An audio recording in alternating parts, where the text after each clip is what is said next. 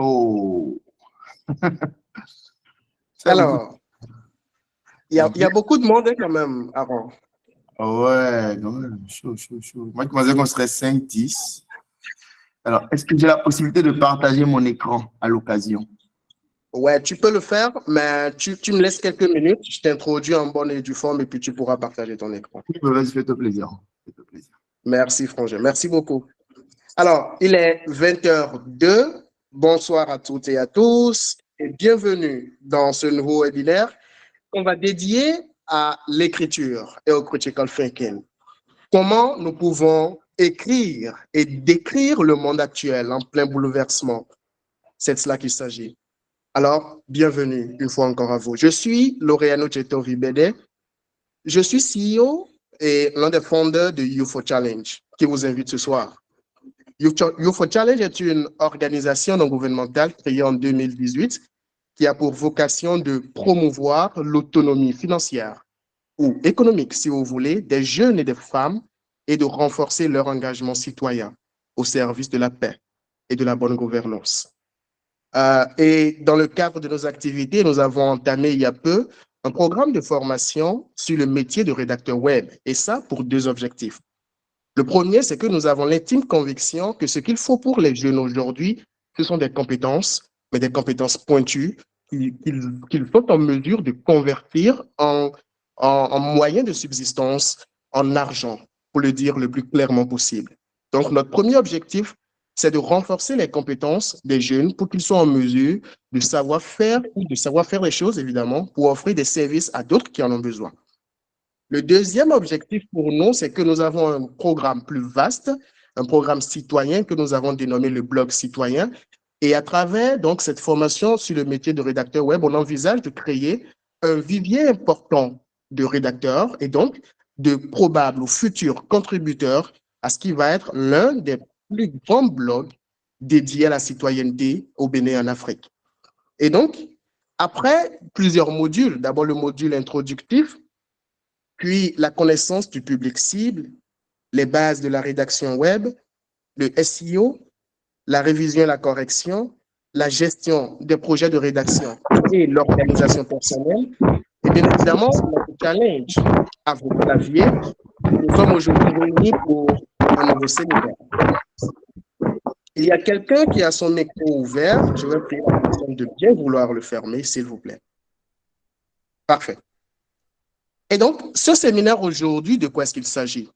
Il est évident que dans la peau d'un rédacteur web, on est amené à écrire, comme j'aime le dire, ou à décrire le monde.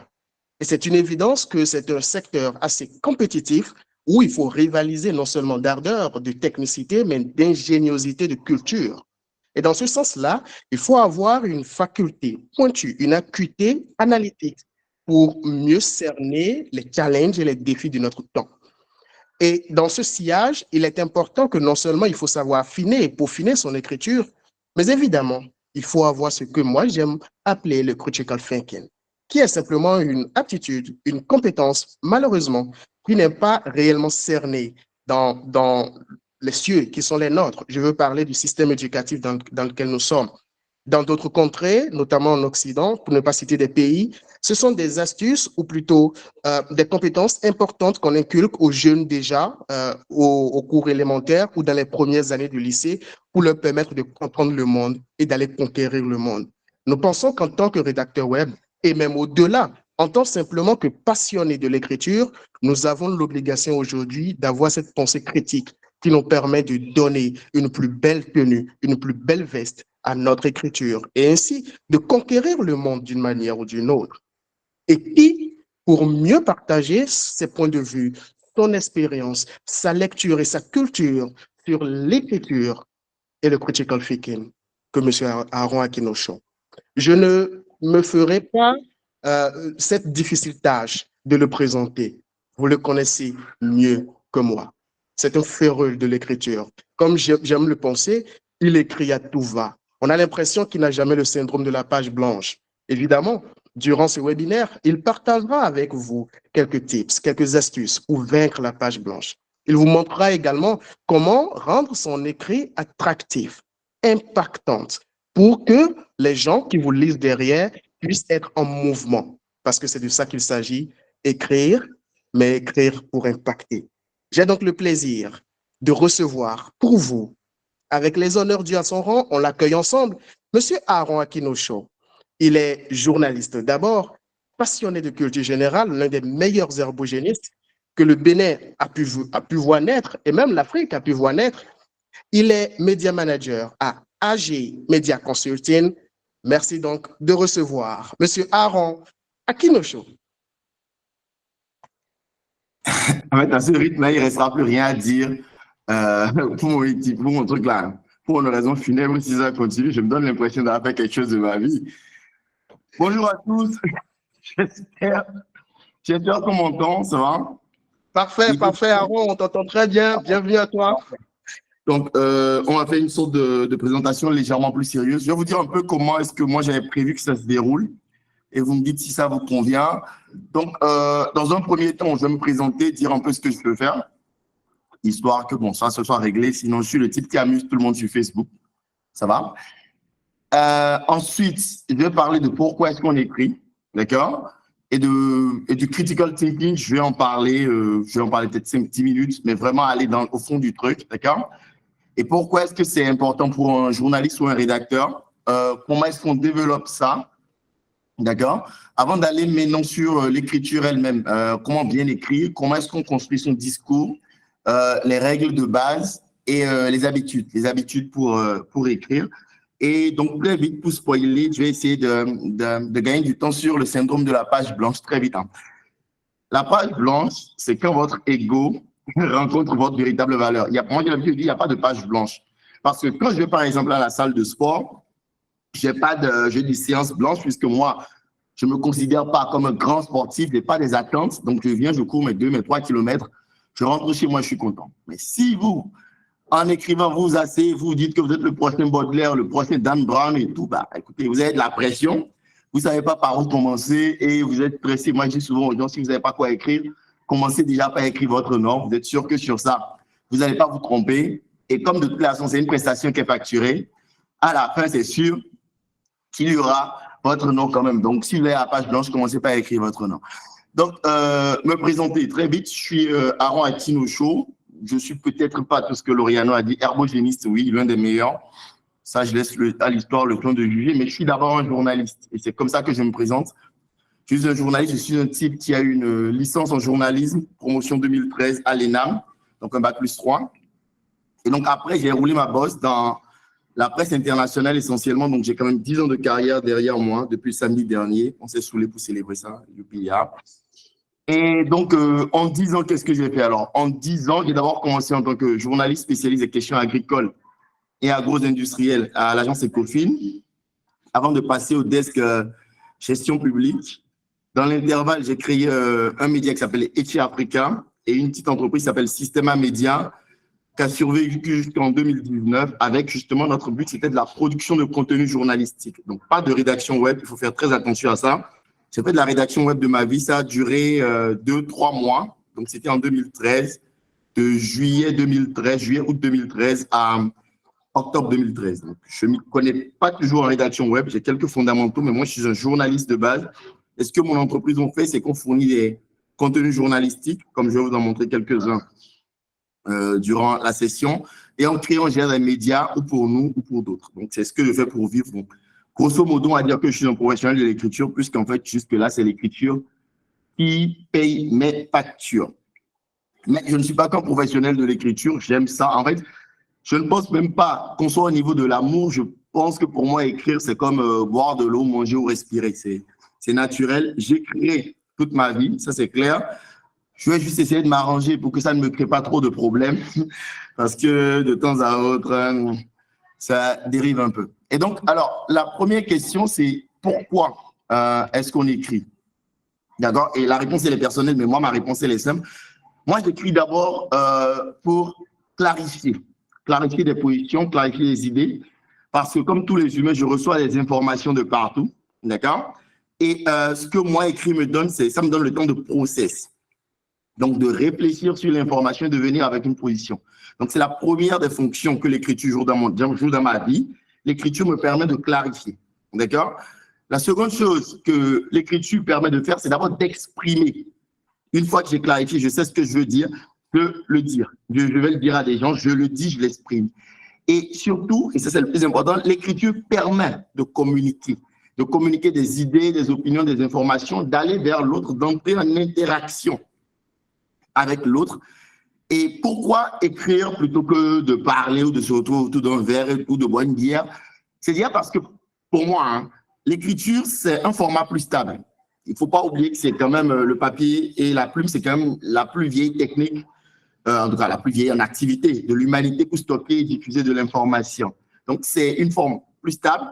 L'écriture donne, comme je dis, ce temps de réflexion parce qu'entre le moment où je pense un truc et le moment où je l'écris, que ce soit à la main ou que je le saisisse, il y a un temps qui me permet d'analyser, de mieux structurer. Et parlant de structurer, justement, le principal avantage de l'écriture, quand on maîtrise ses ressorts, c'est d'avoir une communication plus structurée. Et la structure de la communication, on va en parler, c'est le cœur même du critical thinking. Parce que le critical thinking, voilà, c'est un anglicisme bien intelligent pour définir la pensée critique. Donc, une façon, une aptitude à construire un raisonnement rigoureux en se basant sur des faits, tout en communiquant une position. Et cette aptitude-là se base sur la capacité à cerner un problème, à l'identifier clairement, de sorte à permettre de dégager des pistes de solutions. Donc, en fait, c'est une sorte d'argumentation très structurée. Je dirais que ça ressemble à de la dissertation. En fait, c'est une forme de dissertation aussi dans le sens où on prend une thèse, une antithèse, une synthèse, mais c'est surtout la capacité, comme le disait Laureano, à réfléchir sur le monde ou à avoir des clés pour réfléchir sur le monde. Alors, pourquoi est-ce que c'est important pour un journaliste, un communicant, un régulateur? J'ai l'habitude de dire qu'on n'écrit pas pour faire joli, on n'écrit pas pour aligner des mots soi-disant savants. C'est pas ça le but. C'est genre, si c'est juste pour montrer que j'ai lu le dictionnaire, franchement, les mecs, c'est pas la peine.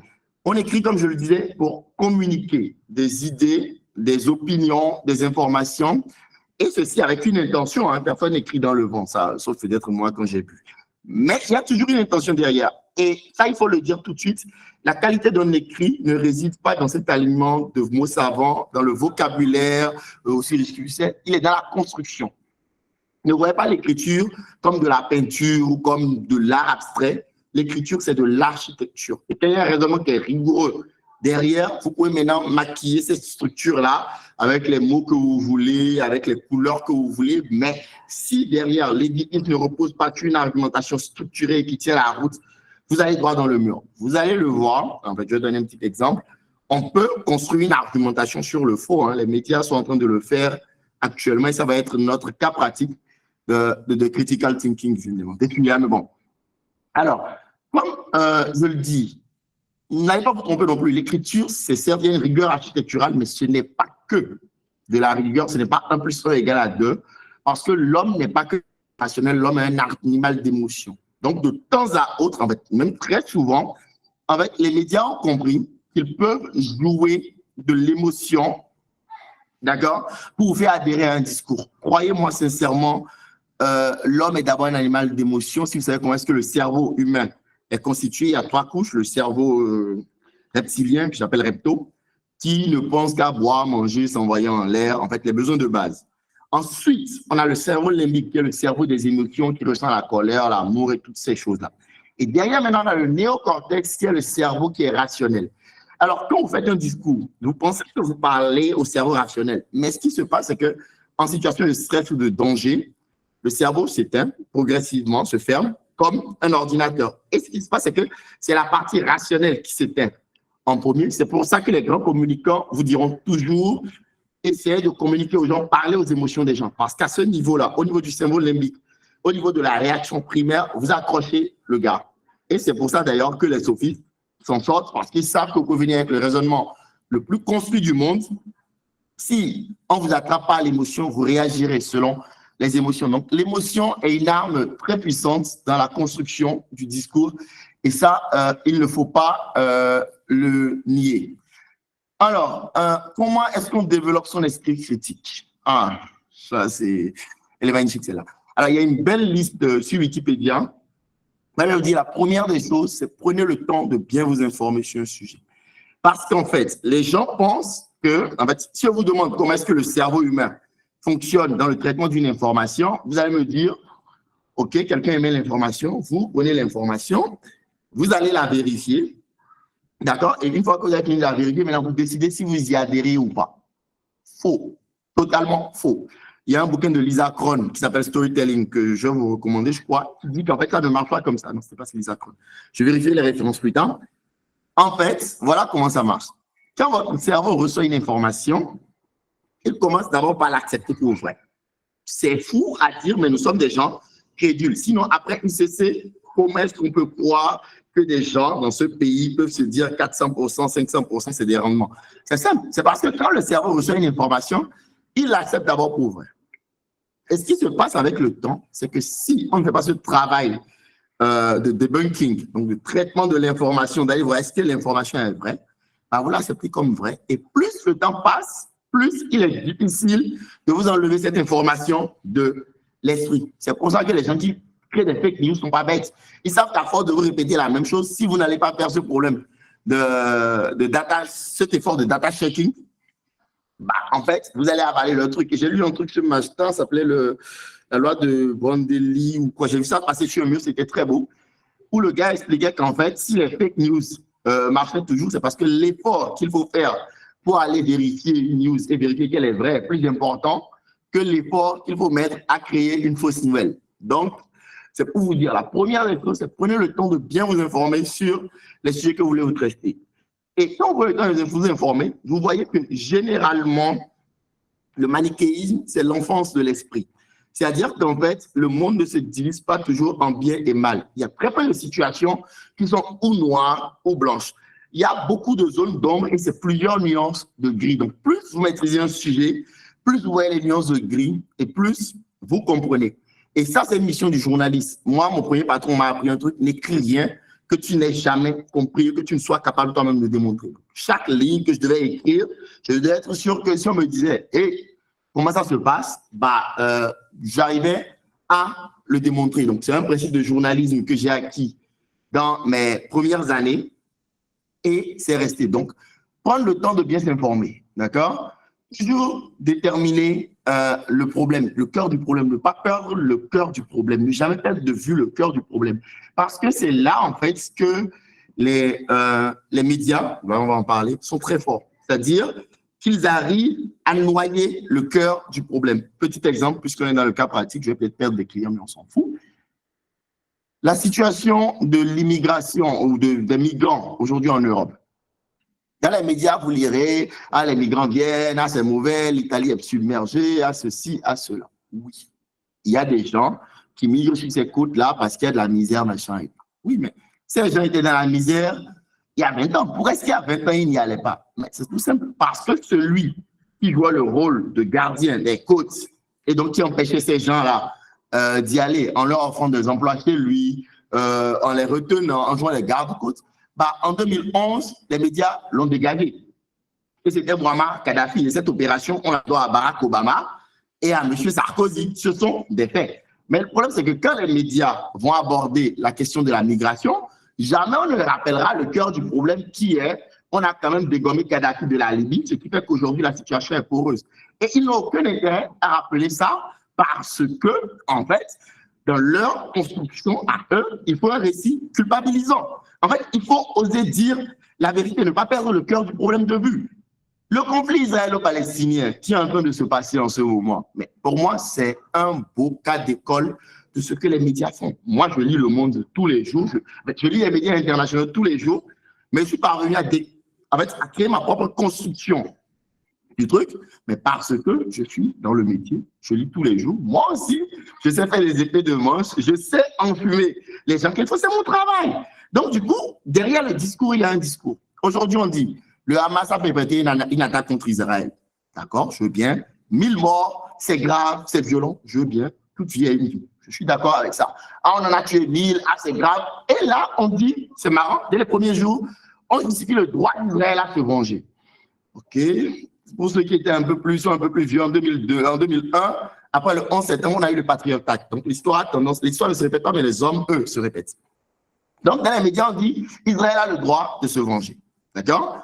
Et on veut que le monde adhère à ce narratif. Le Hamas, c'est un groupe terroriste, ils ne veulent pas la paix, ils ont ces terroristes. Tout ça parce qu'on conditionne l'opinion à ce qui va se passer par la suite. C'est un travail de conditionnement, c'est mon travail, je sais comment est-ce qu'il marche. Mais, ça sont des raisons gardées. D'accord? Si je tue 1000 personnes en un jour, est-ce que ce n'est pas l'équivalent de si je tue une personne tous les jours pendant 1000 jours? Mais pendant 75 ans, Israël a massacré les gens et personne n'en a parlé. On appelle ça un conflit à basse intensité. Quand on en tue 1, 2, 3 chaque jour, c'est à basse intensité. Mais si on en tue 1000, d'un coup, c'est une attaque terroriste d'ampleur et on va sur le droit à se venger. Allez dans les médias, regardez le nombre de morts. Où on est aujourd'hui, on a un rapport de 4 contre 1 environ, 4000 morts palestiniens innocents contre 1500 morts du côté d'Israël. Est-ce qu'on n'est pas déjà dans une vengeance disproportionnée? Ou est-ce que la vie d'un Palestinien ne vaut pas celle d'un Israélien? Ça, c'est une question à poser. Mais là où moi, je trouve les médias occidentaux magnifiques dans leur propagande, et c'est toujours à l'effet pédagogique, c'est qu'ils veulent que nous, on adhère à leur récit de l'État israélien agressé, aujourd'hui c'est vrai, pauvre État qui a besoin de se venger, de se défendre de ceci, de cela. Oui, mais les Israéliens ont voté pour des extrémistes pendant les dernières années, personne n'en a parlé. Les propos de Smotrich sur les Palestiniens, personne n'en a parlé. Netanyahou, qui s'allie avec l'extrême droite, genre fondamentaliste, zélote, qui sont aussi fous que les Iraniens, personne n'en a parlé. Mais on veut nous faire croire, nous, le récit du gentil Israélien contre le méchant Palestinien. Et pourquoi? Parce que l'Europe a une culpabilité, l'Occident a une culpabilité originelle, un péché originel contre le peuple israélien, qui est la Shoah. Mais comme je le dis dans un argumentaire, la Shoah n'est pas un crime collectif de l'humanité, pour lequel il faudrait que tous les humains aient à s'expliquer. C'est un crime allemand avec de la collaboration française, gérez vos trucs, mais vous aurez de la peine à nous expliquer comment est-ce que on a besoin en fait, d'occuper des gens qui habitaient chez eux pour créer un État et ne pas signer la paix. Donc, c'est pour vous dire, si vous avalez juste le discours, si vous êtes juste des consommateurs des médias, et quand vous ne réfléchissez pas sur les sujets en amont, vous ne développez pas votre esprit critique, vous allez avaler tout et n'importe quoi parce que les médias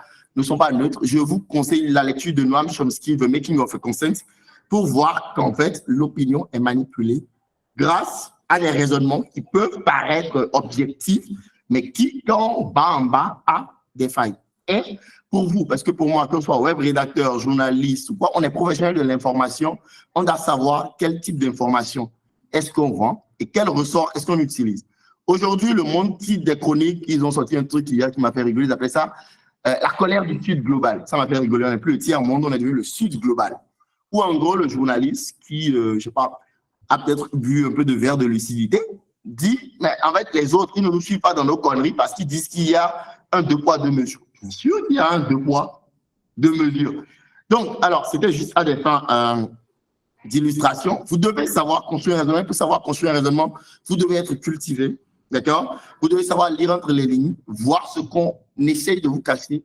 Restez sur le cœur du problème. C'est très important, cette notion de cœur du problème. Vous demandez pourquoi est-ce que celui qui dit ce qu'il dit le dit de la façon dont il le dit. Parce qu'en communication, il y a toujours une intention. Et ce n'est pas mon ami Michaela qui est là, qui me démentira. On nous a appris en journalisme, il n'y a pas d'information neutre. Ça n'existe pas. Si vous écrivez un texte pour le plaisir d'écrire un texte, c'est que franchement, vous n'êtes pas dans le cœur du sujet.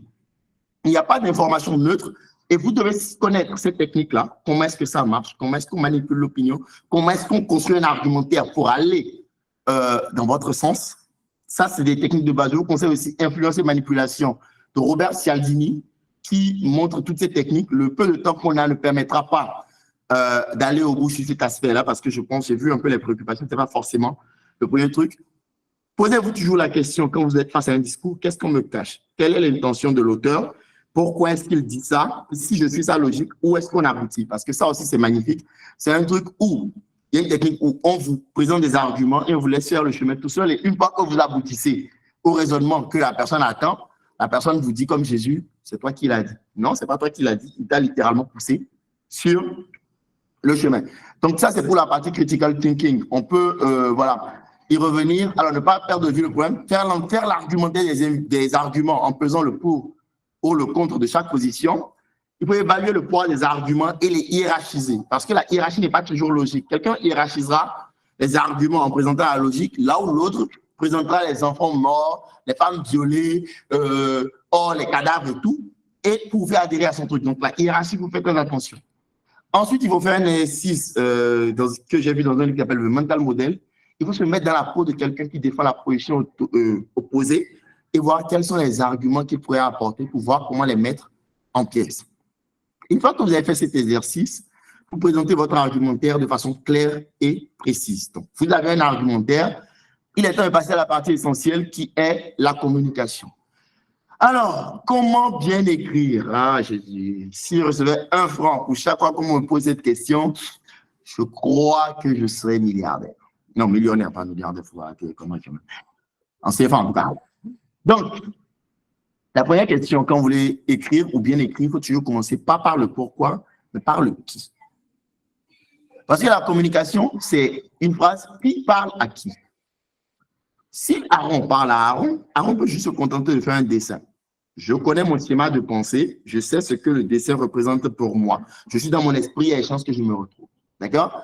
Mais si je vous remets ce dessin, il y a de fortes chances que vous ne vous retrouviez pas. Ou si par exemple, vous venez me voir, Aaron, prête-moi un cahier de cours, et je vous remets mes notes griffonnées vite fait avec mon écriture, ce n'est pas sûr que ça passe. Donc, qui parle à qui? D'accord? Alors, quand vous écrivez, la première chose à faire, c'est de vous créer un lecteur cible, un persona. Moi, par exemple, quand je parle sur Facebook, je vois parfaitement mon lecteur cible. C'est un jeune homme, il a entre 23 et 28 ans. Il commence dans la vie, un boulot ou pas. Il se pose des questions, les mêmes qu'on se posait quand on avait cet âge-là. Il est capable de se poser ne serait-ce que 5 minutes pour lire un texte, lire un argumentaire, d'accord? Mais il ne faut pas non plus être trop compliqué comme si c'était un professeur d'université. Donc, quand je parle sur Facebook, j'utilise le même ton que j'utilise en vous parlant là, comme avec un copain.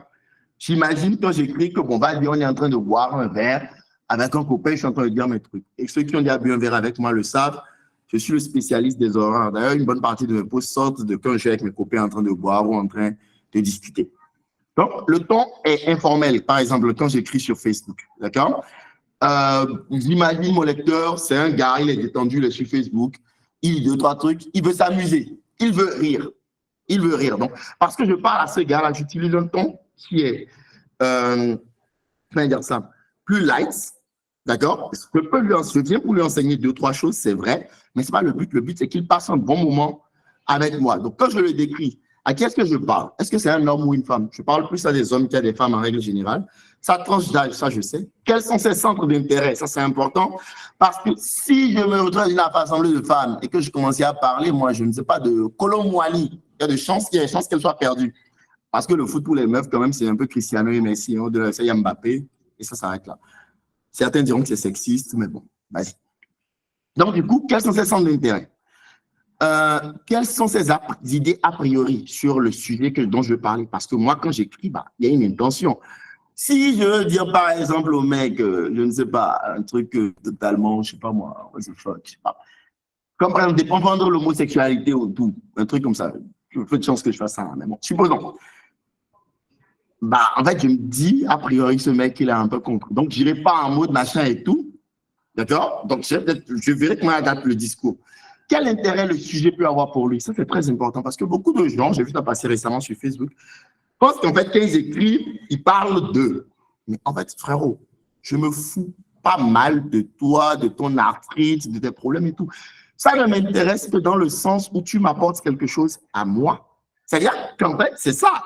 En fait, il faut parler au lecteur. Vous pouvez parler de vous, vous pouvez raconter une histoire qui vous est arrivée, mais dans le sens où le lecteur se retrouve. Parce qu'au cœur de votre priorité, il y a toujours le lecteur. D'accord?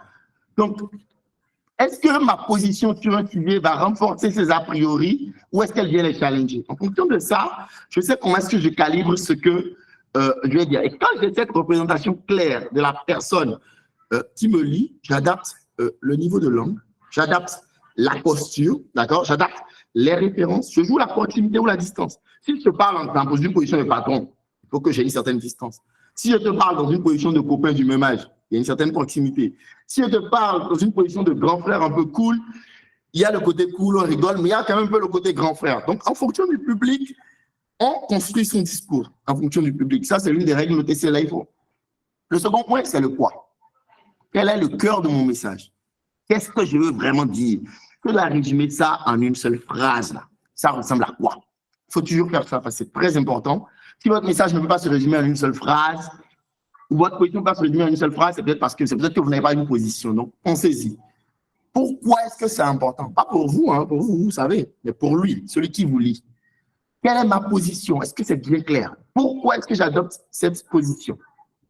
Donc, on parle du qui, on parle du quoi. On va aller sur le comment. Ça, c'est très important parce que n'oubliez pas une chose. Sur les réseaux sociaux, les gens ne viennent pas faire de la philosophie. On vous aurait dit de commencer par le pourquoi, mais écoutez, ça dépend des contextes. Là, commencez par le comment. Quel temps est-ce que je prends? Quelles sont les options que je laisse à mon lecteur? Alors, il y a une technique magnifique en art de prise de parole qu'on nous a enseigné. Ça se passe comme ça. Alors, on va essayer ça tout de suite. On va essayer ça tout de suite sur vous. Vous avez la possibilité de lever la main ou de je ne sais pas quoi là. J'ai vu ça passer dans les options. Alors, levez la main avec moi si vous pensez que l'écriture est importante.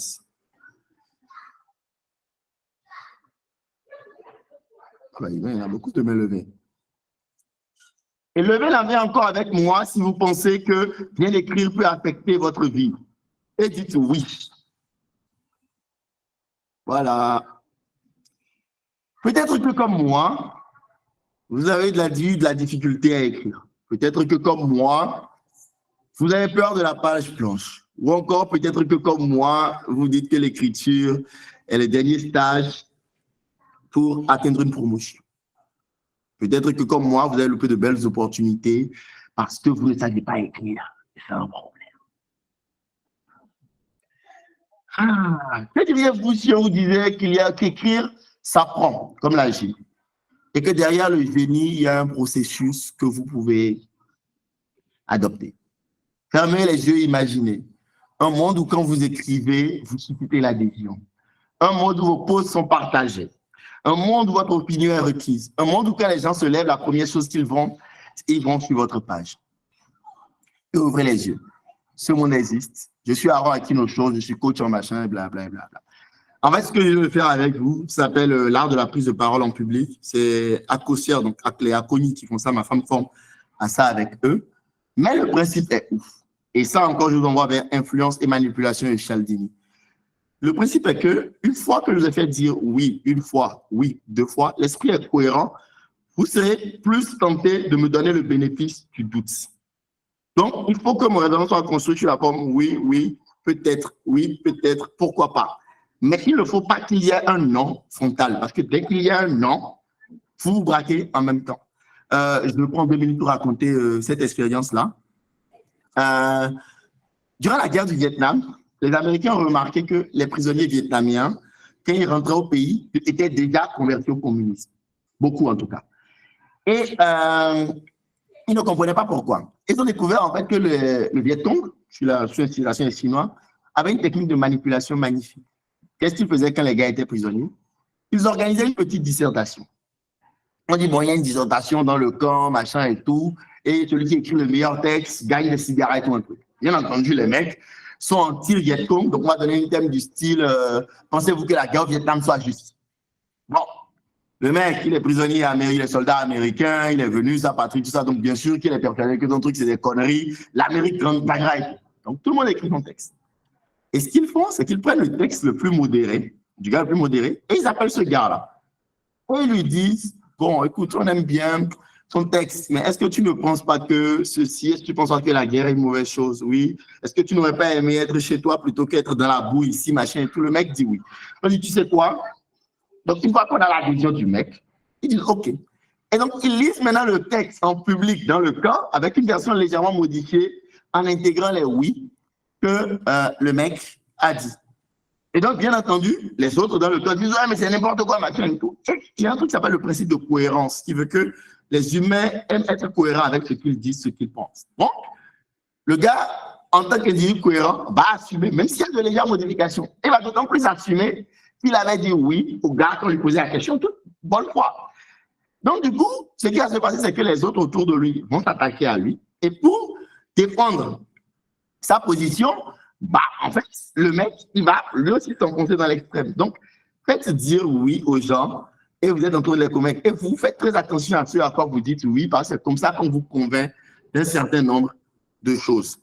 Donc, on était sur donc, le principe de cohérence. Donc, le comment. D'accord? Les émotions, je vais en parler tantôt. Quelles émotions est-ce que je veux susciter chez la personne? Ça, c'est toute une science. Je sais, quand je veux mettre quelqu'un en colère, quel mot employer. Je sais que je veux le mettre joyeux, quel mot employer. Je sais que je veux rigoler, quel mot employer. Parce que quand j'écris, j'éprouve ces émotions-là moi-même. Donc, du coup, je sais ce que j'essaye de transmettre. Et donc, comment est-ce que j'y parviens? Comment est-ce que je fais le choix des mots? Il n'y a pas de secret, hein? C'est toujours dans la pratique. Mais posez-vous toujours la question, qu'est-ce que je veux véhiculer? Alors, dernier point que j'aurais dû mettre en avant, le pourquoi. Alors, on ne communique pas dans le vide. On communique parce qu'on attend de l'autre une action, ne serait-ce même qu'une adhésion. Le bouton like, au fond, c'est un bouton d'adhésion. D'accord? Son sens, c'est j'adhère. Ou à tout le moins, ça se dépend. Si ce n'est pas vrai, c'est bien trouvé.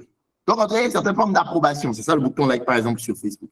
Et on veut au moins cette approbation-là, ne serait-ce que pour, par la suite, amener la personne à donner, à s'engager, à tout ça. Et là, encore une fois, je vous renvoie vers les techniques de manipulation et d'influence. Cialdini, mais pas que. Donc, il faut lire ça parce que c'est très important. Le cerveau humain est une machine qui est conçue avec des failles. Et donc, quand vous connaissez ces failles-là, vous savez comment hacker l'individu. Donc, lisez Cialdini, il est très important. J'ai une liste d'ouvrages que j'ai recommandés, là, je la transmettrai après. Et donc, vous devez savoir le but que vous recherchez, d'accord? Et ne perdez jamais ce but de vue. Alors, les règles de l'écriture sont extrêmement simples, extrêmement simples. Première règle, la clarté. Soyez clair.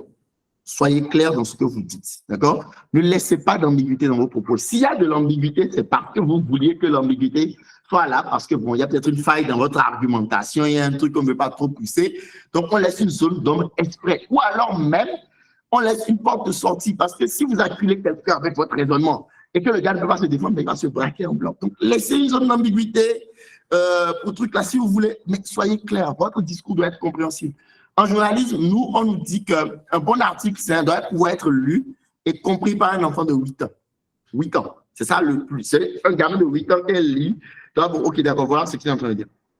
Et en général, quand un raisonnement est bien construit, il est relativement clair. Il n'a pas à être vrai ou faux. Je ne parle pas de sa véracité, je parle de sa clarté. Parce que 1 plus 1 plus 1 plus machin. Mais si le raisonnement est bancal, comme ça arrive souvent, vous pourriez être tenté de le masquer avec des mots savants, une construction tarabico. Un propos abscon n'a jamais fait l'adhésion. On dira, ah, et puis oui, c'est pas le but. Ça veut juste dire, je ne comprends pas ce qu'il dit, mais bon, il a été tellement convaincu par son truc. Donc, soyez clair dans ce que vous dites. La simplicité, ah, ça c'est important, c'est les bases du journalisme. Les gens pensent que la simplicité est l'ennemi du style. Bon, ça c'est parce qu'on est des Béninois et on pense que, bon, si on n'a pas de mots pour chercher une expression savante et empoulée comme au XVIIIe siècle, on n'est pas en train de parler français. Alors qu'en fait, non, la simplicité, c'est ce qui offre de la force à votre raisonnement. Parce qu'on peut tous comprendre 1 plus 1, 2, ah, on est là. Parce qu'en fait, c'est ça que les gens oublient, c'est l'architecture du raisonnement qui fait sa force. Ce n'est pas les artifices, là. C'est genre, quand on met des mots, on pense qu'on est intéressant. Non, ça s'appelle le gongorisme. C'est un style littéraire, personne ne comprend. C'est du gongorisme. La force d'un texte ne repose pas sur son côté abscon. Un bon texte doit être comme... Attendez, ça, c'est ce que j'ai écrit. Qu'est-ce que j'écris, moi, quand je sors mes foutaises, là? Un bon texte doit être comme... Ah oui, ça, c'est vrai. Un bon texte, c'est le tiki-taka. Passe simple, construction élaborée, à la fin, Manita 5-0. Et c'est un gars qui déteste le Barça qui parle. Le tiki-taka, c'est magnifique. Parce que ce qui intéresse les gens, c'est pas vos goûts, c'est la mécanique intellectuelle. C'est où est-ce qu'il m'emmène? Où est-ce qu'il m'emmène? Je pense qu'il vient là, mais non, en fait, il va là. Ah merde, ça, je l'avais pas vu venir. Pile, dans la gueule. Ce qui intéresse les gens, c'est la mécanique intellectuelle, c'est pas la carrosserie verbale. Il faut garder ça. Ce qui intéresse les gens, c'est la mécanique intellectuelle, c'est pas la carrosserie verbale. Donc, allez-y. La brièveté, d'accord? Vos phrases doivent être courtes. Tac, tac, tac, tac, tac, tac, tac. Il y a un truc qu'il faut éviter au maximum, c'est la phrase paragraphe. Une phrase de 54 mots, c'est plus une phrase, c'est un livre, mon ami. C'est un livre, c'est un essai. Alors, il y a des études qui disent qu'au-delà de 14 mots, on commence à perdre progressivement la compréhension d'un texte. À mes équipes, je leur dis d'essayer de maintenir leur phrase autour de 17 mots. 17 mots par phrase. Casser les phrases, une phrase, une idée, machin. Tout ça, encore une fois, c'est comme de l'entraînement, ça vient, c'est de la pratique. Soyez concret. Préférez des images aux concepts abstraits. Est-ce que vous savez pourquoi est-ce que les enfants préfèrent les contes? Parce que les contes racontent une histoire et l'histoire peut s'y identifier. Mais si vous venez avec votre philosophie totalement abstraite, du style le stoïcisme préconise, que ça, on s'en fout. Mon père avait des amis qui étaient une bande de cons qui venaient s'asseoir dans mon salon et dire que nous étions de mauvais gamins et que ceci et que cela. Tout le monde a vécu plus ou moins ça. Vous vous retrouvez à ça, soyez concret. Dernière partie de mon propos avant de prendre vos questions parce qu'on est quand même là pour ça.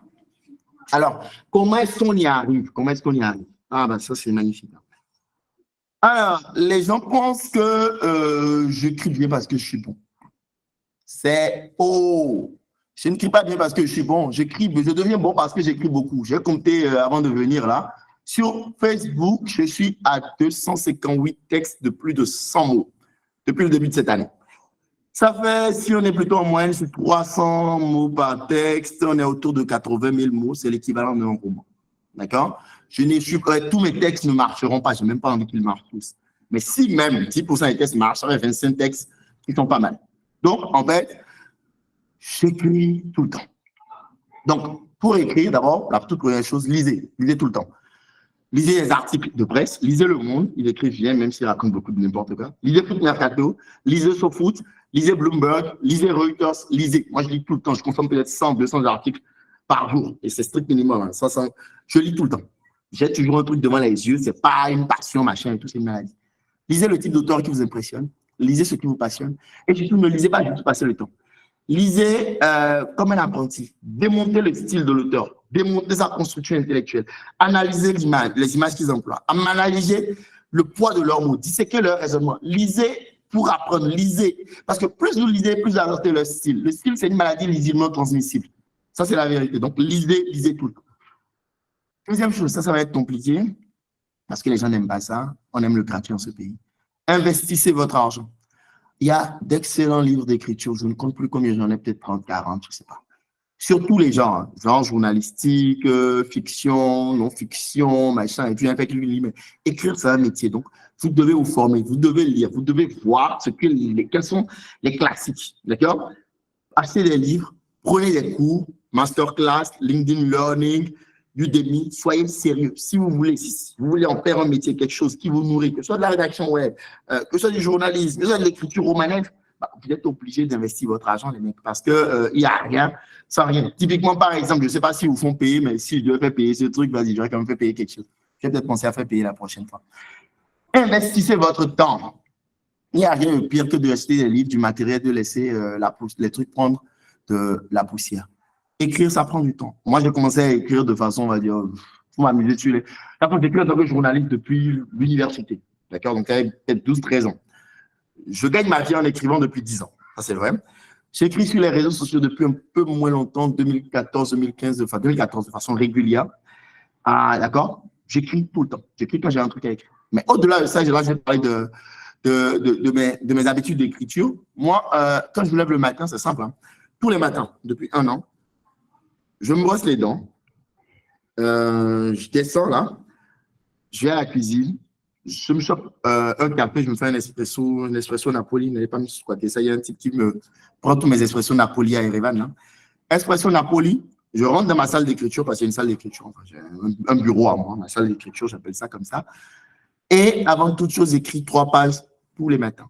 La première chose, et ça commence toujours par la même chose, la date, première note, première gorgée, parce que j'écris en musique, j'ai une playlist pour ça. Et j'écris 3 pages dans des cahiers comme ça. Je crois que je les ai montrés, ces trucs rouges là, que j'achète à LBU. Pardon, les braquez pas. Si vous voulez, prenez des verts, prenez des bleus, j'ai besoin des rouges.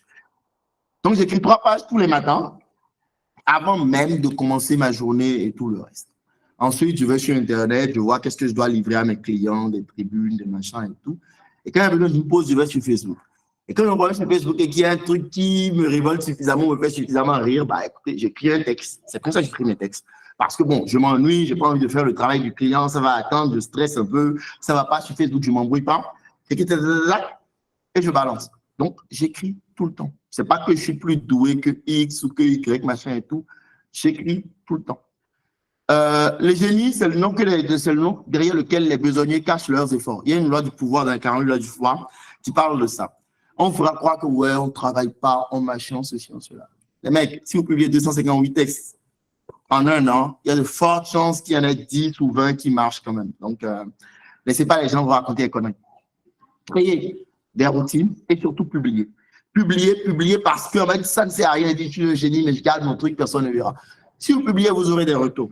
Vous aurez des feedbacks, vous saurez ce que vous avez fait qui a marché, ce qui n'a pas marché, comment est-ce que vous pouvez choquer votre électorat, comment est-ce que vous pouvez créer une polémique, comment vous pouvez ceci, comment vous pouvez cela. C'est une expérimentation. Publiez. Au mieux, pire, qu'est-ce qui va se passer? Le test a passé inaperçu, tout le monde s'en fout. Moi, pendant 7-8 ans, je publiais, personne ne lisait, et puis un jour, bim. J'aime bien retourner à l'époque où personne ne lisait. Mais donc, publiez. Relisez-vous une fois à chaud, des mois après, des semaines après, dites, mais est-ce que c'est ce que je voulais dire, ça? D'accord? Et donc, derrière, on ne m'avait pas donné mandat pour parler du processus pour monétiser son salon, donc je ne vais pas aller sur ça. Comme vous l'avez remarqué, je parle beaucoup, je parle. Je crois que, vas-y, là, c'est bon et on va passer à la phase question. Pour moi, c'est bon. Merci beaucoup, Aaron. On a fait exactement un condensé de 40 minutes, de très belles choses partagées.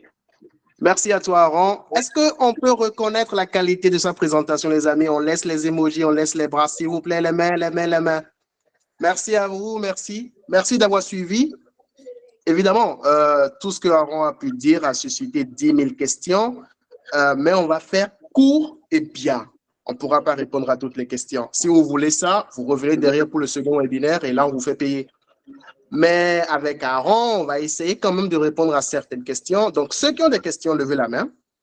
Vous avez exactement, on va dire, 15 secondes pour poser votre question. Vous pouvez également l'écrire dans le chat et vous n'avez pas plus d'une question à poser, s'il vous plaît.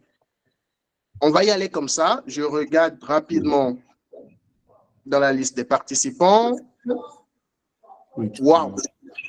Aaron, il y a déjà une douzaine de questions. On fait comment? Attends, mais les questions, elles sont où? Moi, je peux les voir, les questions? Ouais! À quel niveau? Parfait. Tu vas dans la liste des participants. Oui, c'est où ce truc? Tu cliques sur Paul. Attends, j'ai 17 autres personnes, donc je clique sur ton. Je ne suis pas très à l'aise avec la technologie. C'est pas bien grave. C'est pas bien grave. Je vais t'aider pour ça.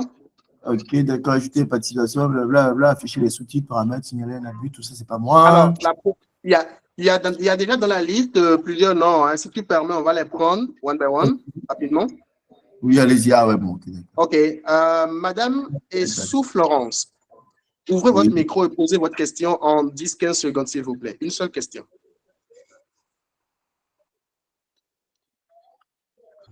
Ok, merci beaucoup, monsieur. Merci beaucoup à monsieur Aaron. J'ai tellement rêvé de rencontrer, l'entendre. C'est une joie pour moi. Je ne sais pas comment exprimer ma joie.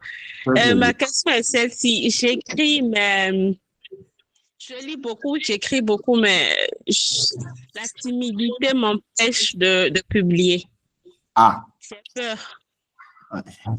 Moi, j'ai le problème inverse. Bon, on va poser la question comme ça. Qu'est-ce qui pourrait se passer de pire si vous publiez? Le pire qui pourrait vous arriver, c'est quoi? Imaginez le pire scénario. Le pire, c'est que les gens me jugent, je ne sais pas. Oh, mais les gens vous jugent tous les jours, hein, ne vous inquiétez pas. En fait, le boulot des gens vous juger. C'est clair. Non, en fait, je vais vous dire ce qui va se passer de pire. Ce qui peut se passer de pire, c'est qu'on ne calcule pas. D'accord? Ouais. Ça, c'est qu'on ne calcule pas. Parce que, bon, c'est pas forcément aussi génial que vous le pensez, moi non plus d'ailleurs. Moi, j'ai écrit un truc, je pensais que ça allait être un buzz absolu, silence total. Donc, ça ramène une certaine forme d'humilité. C'est la première des choses. La seconde des choses, vous dites, vous avez peur que les gens vous jugent. Mais il faut prendre position dans la vie, madame. Il faut prendre position. En fait, les gens aiment savoir à qui ils s'adressent. Moi, je suis un gros con un peu à l'occasion.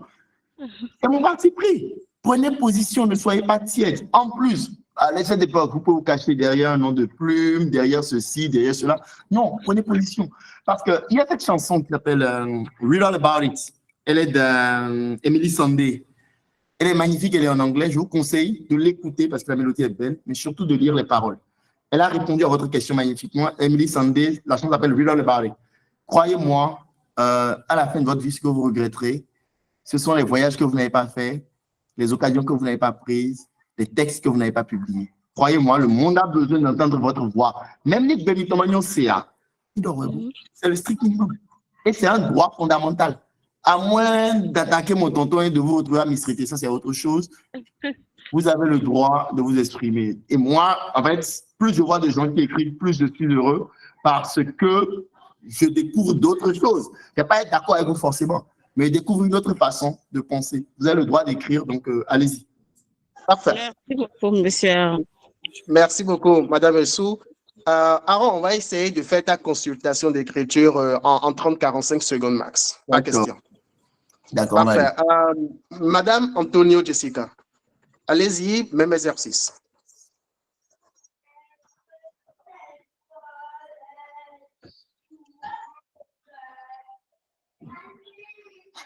C'est la partie où on fait comme à la radio, notre interlocuteur n'est plus là. Exactement. On passe donc à madame ou mademoiselle, je ne peux le savoir. Balo Fumilayo. Allez-y.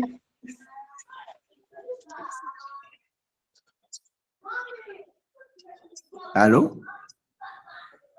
Madame Balo, vous n'êtes pas connectée? D'accord. On continue avec monsieur Znissou.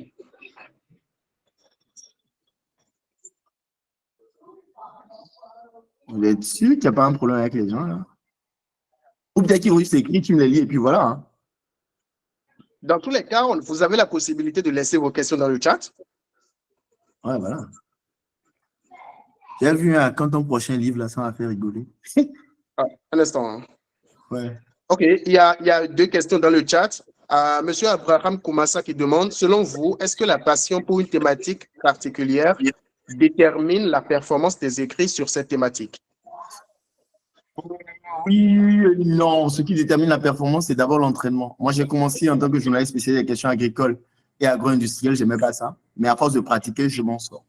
Donc, oui et non. Ce qui importe, c'est de se poser des questions, de se cultiver sur le secteur, de continuer à écrire. Donc, c'est vrai que ça peut aider, mais ce n'est pas un préalable. Voilà quoi. Ça peut aider, mais ce n'est pas aussi déterminant que ça. Non. Parfait. À quand la sortie de ton livre, Aaron? Il faut savoir lequel déjà. Il faut savoir lequel. Je ne sais pas. Je ne vais pas donner une date. On a vendu à tout le monde que ce séminaire est inédit et exclusif. Donc, c'est le bon moment pour nous dire ça vient quand et ça parlera de quoi. Je ne vais pas prendre un engagement sur un truc parce que voilà. Non. Pas de livre. En tout cas, j'ai du matériel. Il faut que je travaille dessus. Or, je suis un gros paresseux et voilà, un livre. Mais en fait, c'est un projet, mais je ne peux pas vous dire quand. Je préfère être honnête. Un gros paresseux, mais qui écrit quand même en moyenne 200-250 mots par jour. Oui, mais ça m'amuse. Ça m'amuse. Parfait. Il y a Ornelac Beignon qui demande à quel type de commentaire répondre ou pas lorsque l'on fait une publication dans laquelle on a pris position. Le commentaire alors, moi, de base, je ne réponds pas à tout ce qui est injurieux ou attaque individuelle, par exemple. Ça, je ne réponds pas à ça, sauf si, bon, j'ai envie de démonter la personne et que je me sens, bon, en mode, je vais le démonter. Mais de base, moi, j'essaye de… En fait, tant que je pense que le commentaire peut apporter quelque chose au débat, j'y réponds, même si le gars bat contre mon opinion. Maintenant, après, bon, voilà, il y a des gars qui sont là pour troller. Tu sens nettement que le mec est venu troller. Donc, voilà, tu ne vas pas perdre ta journée à parler avec un troll. Voilà. Parfait. Une autre question de Mme Memegnon Sheila. Comment déterminer son style quand on aime plusieurs genres littéraires? En écrivant, et puis ça va venir un jour. En fait, c'est que genre, c'est un forgeron qu'on devient forgeron, c'est un écrivain qu'on devient écrivain. Hein. Vous écrivez, vous testez, vous écrivez, vous testez, vous écrivez, vous testez, vous écrivez, vous testez. Ce sera nul au début, ce sera nul au milieu, mais à la fin, ça va donner quelque chose. D'accord, parfait.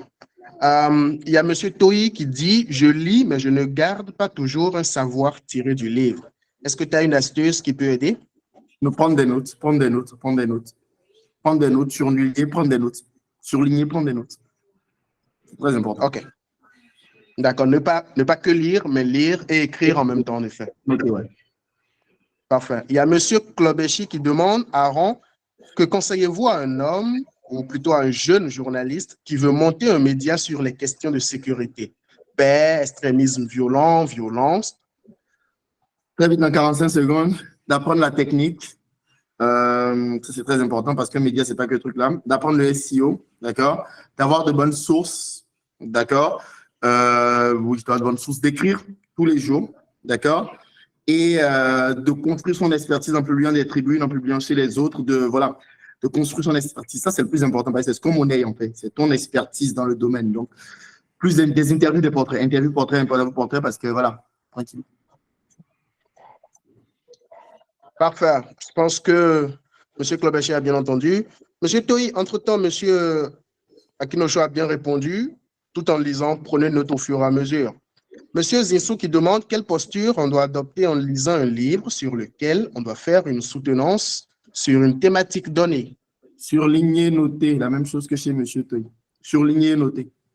Et toutes les informations. Ça vaut pour les journalistes. Hein. Vous devez noter tout ce qui vous paraît important parce qu'après, ce qui se passe, surtout quand vous lisez en masse, c'est que vous avez besoin d'une information, mais vous ne savez plus où la trouver. Donc, surligner, noter, marque, page et tout le reste. Oui, je suis totalement d'accord avec toi. Et je pense même qu'il faut adopter un code couleur. Vous pouvez adopter, par exemple, un surligneur jaune pour dire que c'est de belles phrases ou un surligneur rouge pour dire que c'est des références bibliographiques, etc., etc. Il y a M. Agosso qui dit comment lutter contre le syndrome de l'imposteur. Oui, oui. En écrivant. Moi, par exemple, je ne me considère pas comme un écrivain, je n'ai pas encore publié, mais apparemment, tout le monde pense que j'en suis un. Je m'en fous, j'écris. En fait, c'est ça le problème. En tout cas, en matière d'écriture. Tout le monde peut écrire, t'écris. Tu n'as pas besoin de permission pour faire les choses. D'accord? On n'a pas besoin de permission pour faire les choses. Il y a une belle phrase que j'aime, on dit que c'est un amateur qui a construit l'Arche de Noé et ce sont des experts qui ont construit le Titanic. Donc, vous faites. Qui est l'amateur, qui est l'expert finalement? En fait, c'est que je pense que celui qui n'a pas coulé est plus l'expert que l'amateur. C'est un eau vide qui font du bruit. Oui. D'accord, parfait. Il y a M. Donsou qui dit « J'ai commencé à écrire une page par jour depuis pratiquement 3 mois. Oui. Je commence par manquer de sujets. Sur quoi écrivez-vous chaque jour? » Sur moi, sur ma vie, sur mes enfants, sur mon travail, sur mes idées, tout ce qui me passe par la tête. Il y a toujours une pensée qui me passe par la tête. Sur la gym, sur la console, sur ce que je pense des gens, sur ce que je pense du monde. En fait, l'écriture, les 3 pages, c'est un moment entre moi et moi. C'est pas un moment, c'est pas destiné à être publié, ça sortira presque jamais. Mais c'est un moment, qui dure 15-20 minutes. Je suis face à moi-même, je suis en sécurité, je suis en confiance, je me parle, d'accord, je me dis la vérité. Je n'ai pas besoin de me mentir, je n'ai pas besoin de me dire t'es génial et tout. Quand c'est pas génial, quand ça va pas, je dis ça va pas. Quand ça va, je dis ça va. Je me parle, c'est tout. En fait, moi, en fait, quand les gens ne disaient pas de sujet, je dis, mais écoutez, vous avez les mêmes amis depuis 20 ans, vous voyez de quoi est-ce que vous parlez? Toujours des mêmes trucs, mais vous le dites toujours différemment. Donc, voilà, c'est tout. Moi, j'ai 3 pages à noircir et progressivement, c'est devenu un moment entre moi et moi. Et moi, je suis impatient de me lever le matin parce que je sais que ma journée commence par ça et c'est un moment de respiration. C'est entre moi et moi, c'est très intime, c'est très perso et moi, ça me fait un bien fou. C'est ça. C'est plus, on va dire, pédagogique, mise en condition que dans un dessin de publication tout de suite. Non. En fait, moi, franchement, je pense pas. J'écris pas beaucoup dans l'intention, dans l'optique de publier, si vous voulez. C'est très personnel. Je prends plus que 45 secondes pour dire ça. Avec le temps, je réalise que j'achète plein de livres, je lis plein de trucs, machin et tout, mais j'ai plus de facilité à donner qu'à faire payer pour. Je dis souvent aux gens, ouais, mais je, mais depuis, je le fais pas. Donc, quelque part, machin. Moi, j'ai du plaisir à donner parce que, voilà, donc, publier, oui, pourquoi pas, ça peut être sympa, mais moi, ce que j'aime bien, c'est ce moment, what the fuck, ah ouais, tu penses que, machin, et puis ça discute, donc, tranquillou, voilà. Et puis, après, il faut être très précis. Moi, je gagne ma vie en écrivant, hein, donc, c'est un travail qui est très sérieux, qui me nourrit, donc, voilà, je n'ai pas besoin de monétiser ce que j'écris pour le moment, voilà. C'est un peu comme si tu passais à la gym chaque jour, 15 minutes, tu te bats avec les mots entre toi et toi-même, en fait. Oui, mais est-ce que je me bats encore? En fait, au début, c'est compliqué et avec le temps, ça coule tout seul. Ben, c'est pareil avec la gym. Hein. Là, par exemple, quand je vais à la gym, je suis content d'y aller, c'est con. Je sais que je vais souffrir, mais je suis content d'aller courir 3 km, machin et tout. Ça me fait plaisir, voilà. C'est ça. C'est ça. Exactement. Je pense que tu as déjà répondu ainsi à la question de Madame Kege, Blandine. Il y a Monsieur Afoji qui demande où tester ses écrits quand on est débutant. Facebook, toujours Facebook. Facebook tous les jours. Non, Facebook, pourquoi? Et ça, j'ai répondu à ça avec Serge Maounion. Parce qu'il y a des gens, parce que les gens vous lisent, les gens vous voient, d'accord? Ça suscite des réactions tout de suite.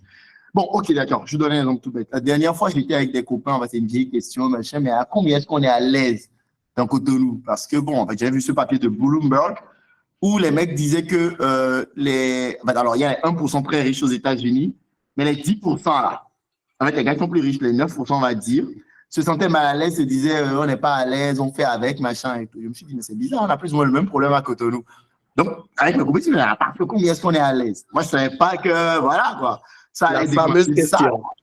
Voilà, donc voilà, il faut tester, Facebook, c'est bien. Les gens sont géniaux là, c'est comme si vous me dites, mais où est-ce qu'on va vendre? Ben, au marché, il y a des gens qui font. Parfait, super. Monsieur Edéou qui demande, je vous prie de ne pas oublier de nous faire parvenir la liste des ouvrages que vous nous recommandez. Le Oui. débit ne m'a pas encore permis de prendre note. Merci d'ores et déjà. Bon. Oui. Ça, on va étudier.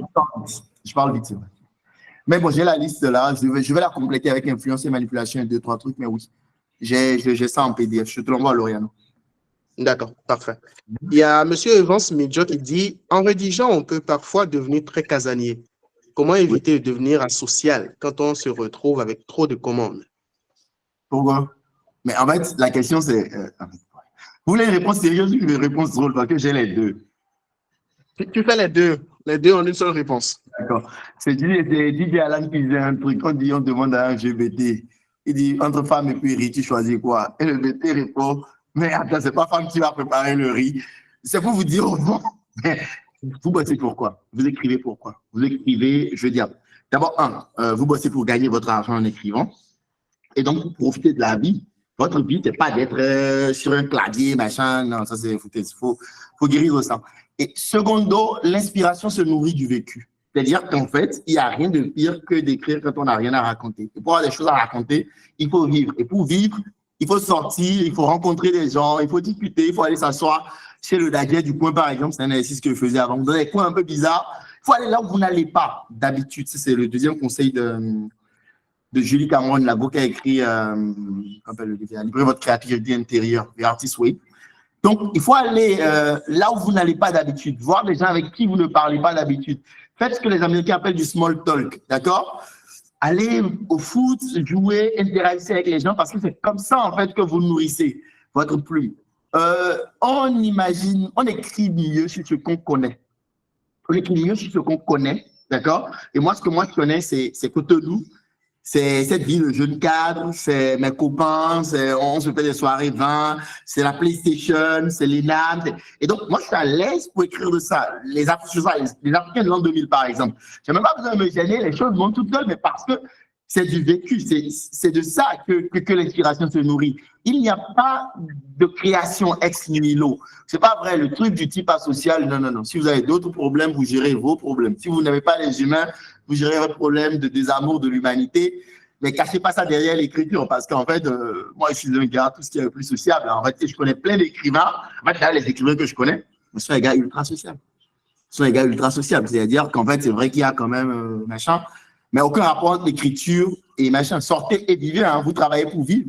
À la fin de votre vie, vous n'allez pas dire « J'ai écrit 10 000 textes, j'étais le meilleur rédacteur web du monde », c'est des foutaises. Non, vous direz « J'étais avec mes copains à Paris, on s'est poivré de malades. La dernière fois au quartier, il y avait un truc idiot qui s'est passé, on était en boîte et puis il y a eu ceci. » Et puis voilà. La vie se nourrit d'expérience, l'écriture aussi. Donc, vivez, expérimentez, voilà. Super. Alors, il y a Madame Golda qui demande, est-ce qu'on pourrait faire un petit récapitulatif sur l'esprit critique? Mais là, ça va être un double exercice et on manque de temps. On doit finir dans 3-4 minutes. L'émission. On va pas faire ça. On va pas faire ça, madame, mais on va faire l'effort dans la mesure du possible de partager avec vous, on va dire ça comme ça, une petite fiche de la séance. Quitte à ce que vous puissiez vous rappeler de vos notes, s'il vous plaît. Madame Ballot demande une liste d'ouvrages relative à la manipulation et influence. Je pense que tout ça va être intégré dans la petite fiche. Oui, bien sûr. Je n'avais pas mis tout ce qui était relatif à l'influence et à la manipulation, mais je vais mettre ça, mais très vite, les Caron, loi du pouvoir, l'influence et manipulation, Cialdini, plein de trucs. Je vais mettre ça. D'accord, super. Il y a un autre qui demande, en dehors du journalisme, comment Oui. gagner de l'argent concrètement avec l'écriture? Moi, je parle de ce que je connais. Moi, j'écris des articles, j'édite des médias. C'est comme ça, moi, je gagne ma vie. Mais est-ce que je sais comment on gagne de l'argent dans... Je sais pas. Objectivement, je sais pas. Écrire des scénarios, peut-être. Tout ce que moi je fais est connexe au journalisme. Je rédige des rapports, par exemple, pour des organisations internationales. C'est toujours connexe au journalisme. Donc, non. Je sais pas. OK. D'accord, parfait. Je pense qu'il y a une question à laquelle tu as déjà peut-être répondu en partie. J'ai commencé le challenge de Sieur Serge Maouillan. Aujourd'hui, Oui, j'ai du mal à trouver des sujets. Ça tout me ça, fait un mon peu gars. peur parce que je veux devenir un créateur de contenu. Du coup, vous avez des astuces? Tu as déjà répondu à ça. Ah oui, je suis les astuces très vite. C'est très important, il faut dire ça. Moi, je n'ai D'accord. pas d'astuces. D'accord? Ça prend 10 ans, ça prend 12 ans, ça prend 15 ans. Faut pas, on va se mentir. C'est quoi? Il n'y a pas d'astuce. Il n'y a pas de voie royale vers les mathématiques. Tu connais la référence, c'est la réponse de, je crois, comme le gars des éléments là, Euclide à Ptolémée, qui tout roi Ouais. qui les demandait. Il y a pas de voie royale vers l'écriture. Il y a que vous vous asseyez et que vous sortez vos 100 mots. Si les 100 mots vous paralysent, 1000 vont vous tuer. Vous sortez vos 100 mots. Vous pouvez écrire sur votre télé, vous pouvez écrire sur une chaise, vous pouvez écrire sur n'importe quoi. L'essentiel, c'est vous avez 100 mots à sortir. Vous pouvez écrire aujourd'hui, je suis désespéré. Je n'ai absolument aucune envie d'écrire. Mais il faut que je sorte quand même 100 mots. Il y a une chaise qui est là, elle donne l'impression de me regarder. On dirait une idiote, là, elle m'énerve. Mais qu'est-ce qu'elle m'énerve? Je n'y arrive pas, mais ce n'est pas grave, j'y arriverai un jour parce que créateur de contenu, c'est le but de ma vie. 100 mots. C'est pas compliqué, non? On y va. Ce n'est pas très compliqué. Voilà. Alors, est-ce que vous avez d'autres questions? Vous pouvez toujours les partager dans le chat, chers amis. Ah, c'est l'aide. C'est le Je vieux. pense. Alors, pense. Il y a Monsieur Midjo qui demande toujours comment identifier les meilleures ou les plus sérieuses, parce qu'il y a beaucoup de formations qui se font. Bon, je ne vais pas casser du sucre sur le dos de mes jambes, ce n'est pas mon intention. Moi, j'ai une façon de procéder qui est d'abord, j'achète des livres. Quand j'ai un problème, j'achète un livre. Dès que j'ai un problème, j'achète un livre, systématiquement. Ce livre me donne une introduction sur l'univers où je veux aller, d'accord? Et généralement, dans ce livre, on en recommande un autre, d'accord? Et au bout de 3, de 4 livres, je sais plus ou moins dans quoi est-ce que j'évolue. Et en fonction de ça, je me gère. Sinon, moi, ce que je sais, hein, en règle générale, c'est que quand tu vas à une formation, tu vas juste écouter ce qu'une personne qui a lu le livre est en train de te raconter d'une façon ou d'une autre. Donc, je commence par acheter des livres. D'accord, je me documente. Et maintenant, quand il y a un nom qui revient, par exemple, les gars de WP Marmite, là, par exemple, et tout ça, je me dis, ça, Olivier Andrieux, par exemple, sur les SIE, je me dis, ça vaut peut-être la peine de... Mais j'achète beaucoup de livres. J'achète vraiment beaucoup de livres. Et voilà, après, voilà, il y a des plateformes comme Udemy qui offrent aussi des formations. Et puis, ce qui est bien, c'est que tu as la possibilité d'avoir un refund quand tu vas sur Udemy. Donc, si ce n'est pas bon, tu demandes ton refund en même temps. Et puis, voilà, tranquille. Voilà. OK, c'est parfait. On va peut-être prendre une ou deux questions pour finir, parce que là, on a fait les 60 minutes déjà. Coolos. Il y a Monsieur Nyons ou Nyonstil qui dit comment on fait pour ne pas perdre ses idées quand elles viennent en bloc. On écrit. Bah, c'est pour ça qu'on a inventé l'écriture, non? On écrit. On écrit simplement. On écrit.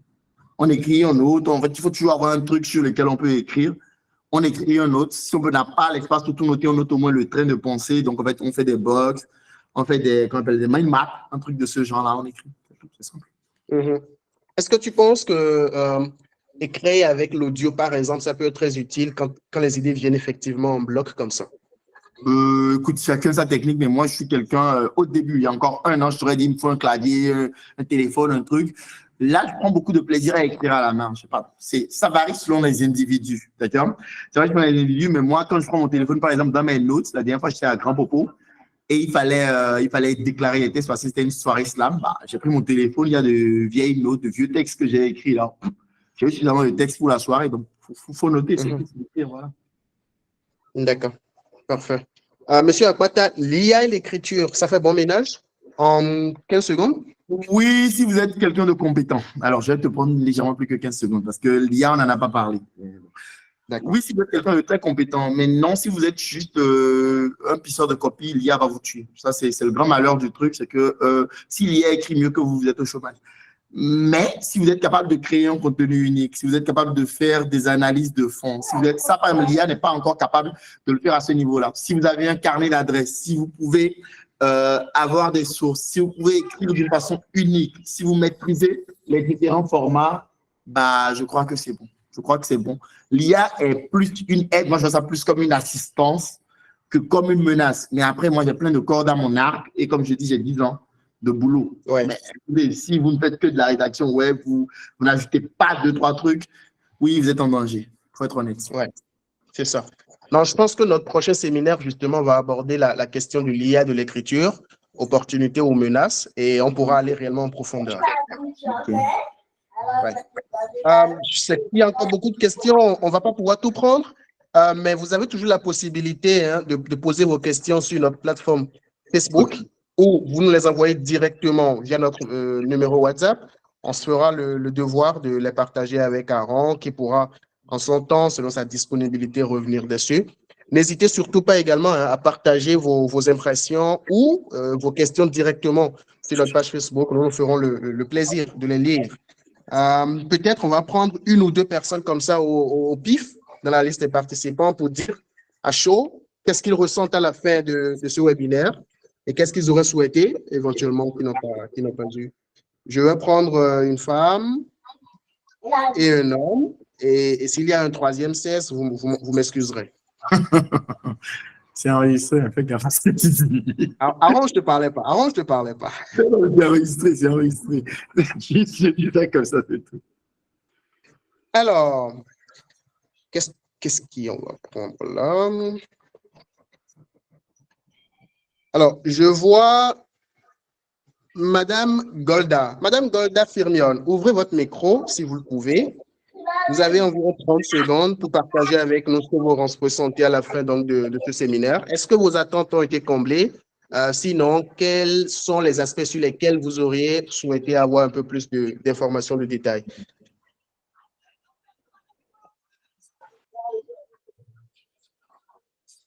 Madame Golda est avec nous?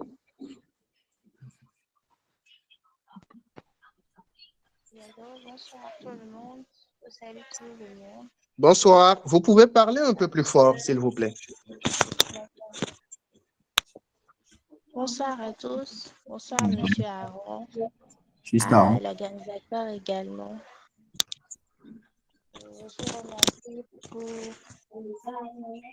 la communication de ce soir. J'ai appris, enfin, ce qui m'a plus marqué, en fait, c'est la simplicité qu'il y a eu dans la communication et surtout le côté, on n'a pas besoin de se dire être grand.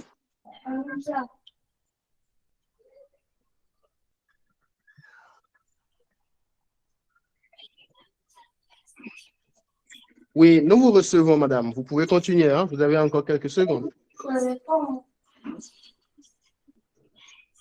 Allô, oui, excusez-moi, j'ai un petit souci avec mon micro.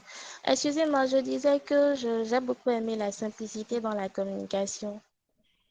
D'accord. Tout ce que j'ai retenu, c'est qu'on n'a pas besoin de lire. En tout cas, moi, je retiens que je n'ai pas forcément besoin de lire un tas de livres, contrairement à M. Aaron, avant de commencer à publier quelque chose. Déjà, mon vécu me permet d'avoir une idée sur les sujets sur lesquels je peux déjà écrire. Et c'est ce que je retiens. Exactement. Maintenant, l'autre chose également, je dois avouer que je n'ai pas rejoint la communication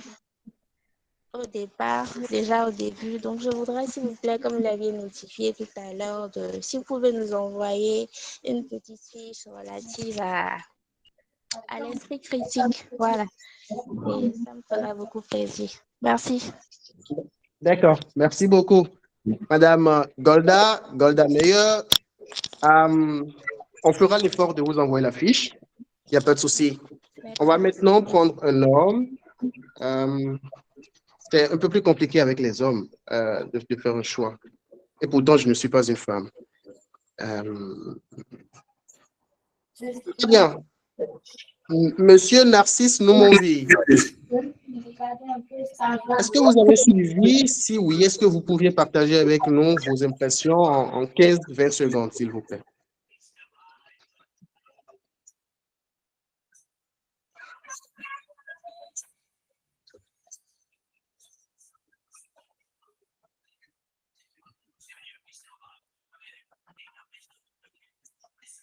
Je pense que M. Noumonvi n'est peut-être pas à côté.